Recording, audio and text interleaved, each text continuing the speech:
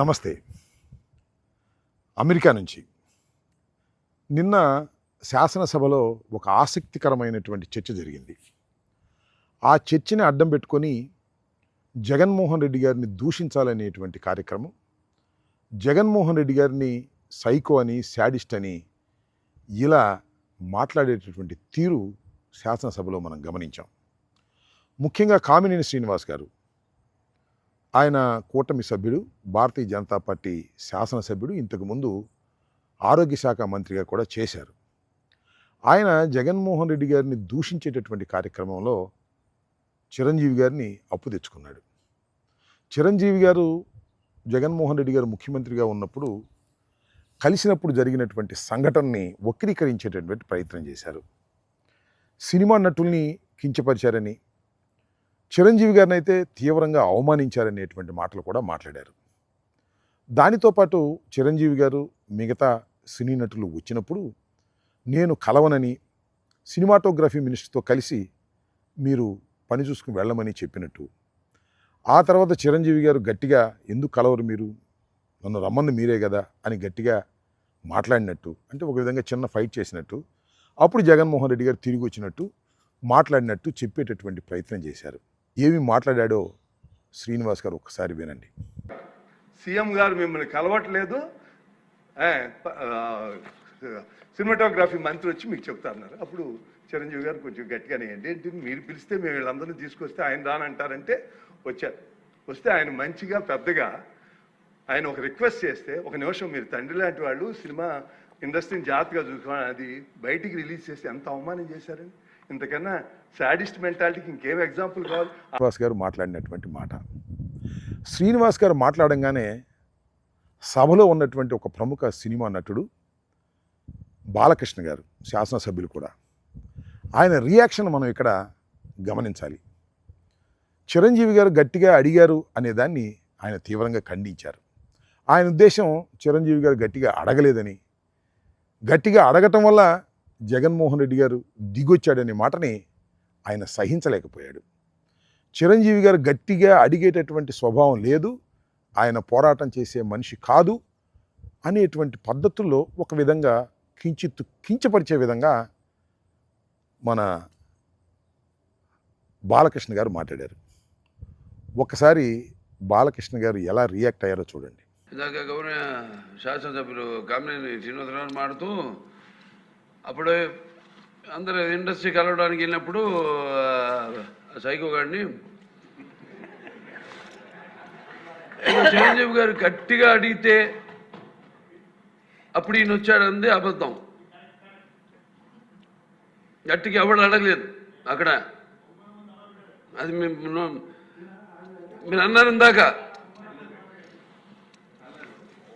ఏదో గట్టిగా అడిగితే ఈయన వచ్చాడు మళ్ళీ కలవడానికి, లేకపోతే ఏదో సినిమాటోగ్రఫీ మినిస్టర్ని కలవమన్నారు అని. ఏంటంటే ఐ డినై దిస్ అండి, అవి మిగతాన్ని ఓకే, అవమానించడం ఆయన ఓకే, ఏదో ఆయన పెద్ద గట్టిగా చెప్తే ఆయన దిగి వచ్చాడంట కలవడానికి, లేకపోతే సినిమాటోగ్రఫీ మినిస్టర్ని కలవమన్నారంట ఆమె అని. బహుశా ఆయన మరి ఏమన్నా మ్యాన్షన్ హౌస్ 2 మింగి వచ్చాడేమో మరి నాకు తెలియదు. చాలా దౌర్భాగ్యంగా శాసనసభలో ఆ విధంగా ఎవరు మాట్లాడరు, బయట కూడా ఆ విధంగా మాట్లాడరు.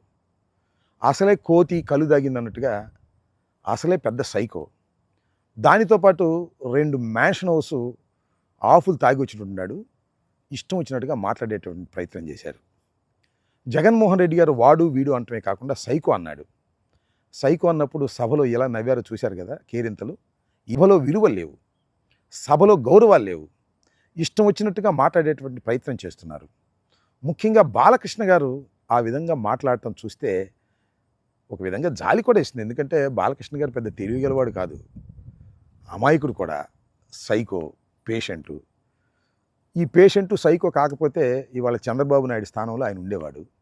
సరే, ఆయనకేదో ఒక శాసనసభ్యత్వాన్ని ఇచ్చి బావగారు గౌరవిస్తున్నాడు, దాంతోనే సంతోషపడుతున్నాడు.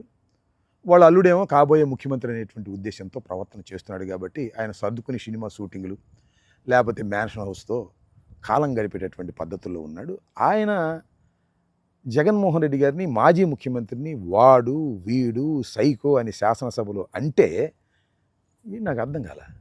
ఎక్కడికి పోతుంది ఈ రాష్ట్రం, ఎక్కడ పోతుంది ఈ తెలుగుదేశం, అడుగుతా ఉన్న సమాధానం చెప్పాలని కూడా ఈ సందర్భంగా చెప్పదలుచుకున్నాను. ఆ తర్వాత చిరంజీవి గారి రియాక్షన్ నేను ఇప్పుడే చూశా. ఆయన ఎక్కడో విదేశాల్లో షూటింగ్లో ఉన్నట్టున్నారు. ఆయన దానికి తీవ్రమైన ఖండన ఇచ్చారు. నేనే వీళ్ళందరినీ తీసుకెళ్ళానని, చాలా గౌరవంగానే ఆయన చూశాడనేటువంటి అర్థం వచ్చే విధంగా ఆయన మాట్లాడారు. అంటే ఇక్కడ జరుగుతున్నది ఏంటంటే, బాలకృష్ణ కొణిదెల కుటుంబాన్ని అంగీకరించే మనస్తత్వం కాదు.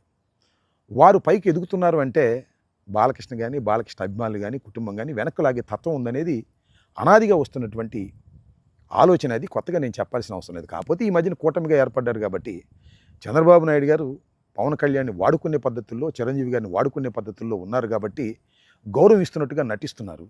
సందర్భం వచ్చినప్పుడు గౌరవాలన్నీ పక్కన పెట్టి తమ స్వార్థాన్ని చూసుకునేటటువంటి మనస్తత్వం కలిగిన వారు నారా కుటుంబం, అదేవిధంగా బాలకృష్ణ కుటుంబం, నందమూరి కుటుంబం కూడా అనే విషయాన్ని దయచేసి గమనించాలని మనవి చేస్తున్నాం.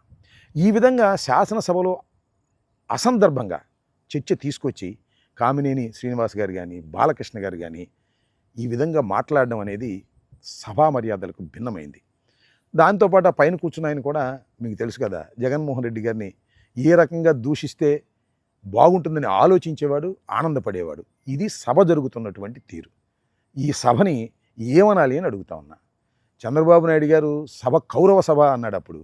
మరి వాళ్ళు జరుగుతుంది ఏ సభ? ఇది రాక్షస సభ కాదా అని నేను అడుగుతా ఉన్నా.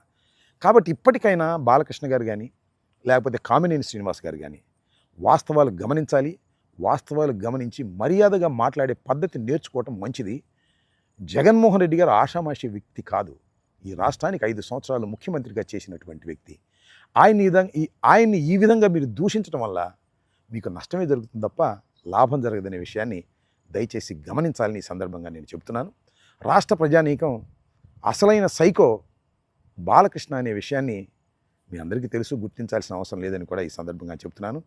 ఆయన సైకోతత్వానికి లేదా అమాయకత్వానికి బాధపడాలో సంతోషపడాలో ఎవ్వరికీ అర్థం కావడం లేదు. మీరైనా అర్థం చేసుకోవాలని ఈ సందర్భంగా కోరుతున్నాను.